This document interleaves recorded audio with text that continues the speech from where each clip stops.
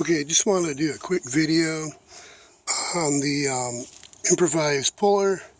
So in the previous video I showed the M12 1.25 bolt and where I tapped the end here to insert that bolt, and I didn't show the rod. To determine the length, first I used a probe, and let's see if that's not wore off. No, I guess one of the marks are still present. So I made a mark. This isn't the deepest mark. This is a mark where the crankshaft end is. And then the inside threaded, drilled out and threaded center part of that crankshaft. There's another mark, but I think that's wore off. I don't see it anymore. So that gave me a gauge at least to represent the length of what I need for a rod. That right now is inside the inside the rotor. So I almost, because I was having a little problem with getting the end inside that threaded section of the crankshaft, I was almost good. I started actually grinding down this bolt head to make a diameter that would fit that 0.425, be like something like 0.420, or a little less, so I could slide this cut off, kind of like plug, to cap the end of the crankshaft so the rod that's inside now, the rotor, wouldn't go in through that threaded part. I gave up on that because I figured it'd just be a little easier to grind down the rod, and this isn't super light, so I don't want to hurt myself here. But that's popped off. Here we go. And I gotta get this off with one hand.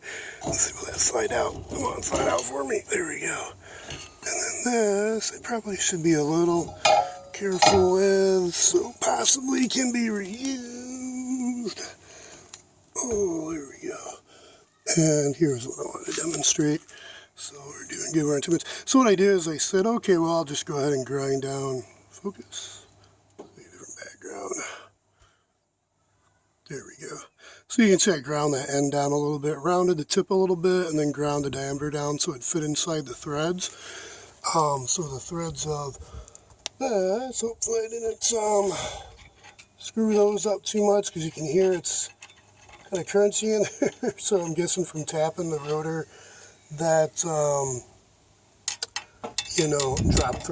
drop metal down in there. Nice diameter shaft, but ground down. It looks like it is it's one of those full, it's not like the short tapered ends. There's a couple variations of those ends, so I'm not super familiar with. And then what I'll do next is I'm going to look at the specs for this rotor and see if that, maybe clean the commutators, that 8 ohms is okay. If that's not correct and this is shot, then I'm going to move forward with, let's look down here. Let's take a look and see, what can we see? This metal here, because that's already ground, that female size, if I can get enough section of material, I can get this aluminum off and that steel is exposed enough to where I can make an adapter. Then basically I have the adapter from that tapered shank, and then I can put on the mini lathe. I suppose I could ghetto brew it in a grinder. That'd be pretty ghetto, but, or even I guess you could put it on a drill press and ghetto kind of grind it. Or if you had a belt sander would probably be better. If you didn't have a lathe to turn down that section, so basically you'd have a straight shaft.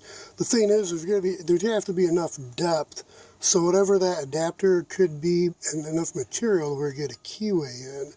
So, yeah, I don't know. I might kind of bench this idea, that thought. But, I don't know. It's one of those thoughts, hey, if you have the material, why not?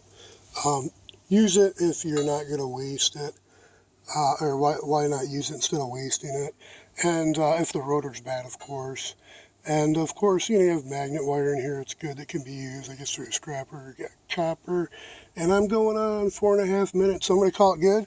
I have that off. This is what we see down here for this end, or whatever this made in Japan. I don't know. Shows a Briggs engine. I guess it's not a Vanguard. Maybe it's a Vanguard. I don't know. Maybe it's just a Briggs horizontal shaft, 13 horsepower. Made in Japan. I've never seen one of those before, so I think that's the Vanguards that are, or it's a Honda branded, or Honda branded Generac. Okay, anyways, that's good. for now. Have a good one. Take care. Be safe. And Christ be with you.